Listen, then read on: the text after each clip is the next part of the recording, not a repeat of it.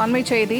தஞ்சை சுவாமி மலையில் புதிதாக அமைக்கப்பட்ட லிப்ட் மேலே செல்லாமல் சிறிது நேரம் நின்றதால் ஆபரேட்டரை பளார் என அமைச்சர் சேகர்பாபு அடித்ததாக வீடியோ காட்சி ஒன்று வெளியாகியிருக்கிறது.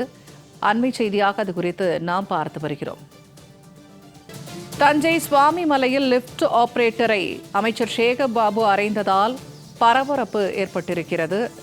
புதிதாக அமைக்கப்பட்ட அந்த மின்தூக்கியில் பிரச்சனை ஏற்பட்ட காரணத்தினால் லிப்ட் ஆபரேட்டரை அமைச்சர் சேகர்பாபு தாக்கியதாக ஒரு வீடியோ காட்சி வெளியாகி இருக்கிறது. அண்மை செய்தியாக அது குறித்து நாம் பார்த்து வருகிறோம். கூடுதல் தகவல்களை தருகிறார் செய்தியாளர் இளவரசன்.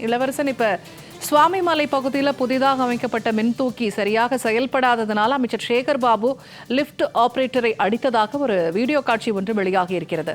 என்ன நடந்தது, விரிவா சொல்லுங்க.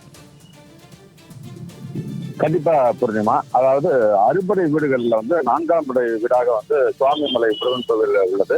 இந்த கோவில் ஒரு சிறிய குன்றின் உள்ளதால் இந்த முதியோர்கள் மற்றும் வயதான பக்தர்கள் செல்வதற்காக 3.55 கோடி மதிப்பீட்டுல 2 லிப்டுகள் அமைக்கும் பணி நடைபெற்று இன்னும் பணி முழுமையாக நிறைவடையவில்லை. இந்த நிலையில தான் அவசர கதியில் இன்று அந்த சுவாமி மலையில அந்த லிப்ட் தொடங்கி வைக்கும் நிகழ்வுக்கு தமிழக அறநிலையத்துறை அமைச்சர் சேகர்பாபு சென்றிருந்தார். அப்பொழுது அந்த லிப்ட் உடனடியாக வேலை செய்யாதால் லிப்ட் ஆபரேட்டரை முதுகில் தட்டியதால் அந்த பகுதியில் இருந்த பொதுமக்கள் மற்றும் பக்தர்கள் அதிர்ச்சி அடைந்தனர். அதாவது அவசர கட்டத்தில் பணிகள் முழுமையாக முடிவடையாமல் திறக்கப்பட்டதால் இது போன்ற தவறுகள் நடைபெற்று வரும் நிலையில லிப்ட் ஆபரேட்டரை முதுகில் அடித்து அறநிலையத்துறை அமைச்சர் கடிந்து கொண்டது அதிர்ச்சி ஏற்படுத்தி உள்ளது.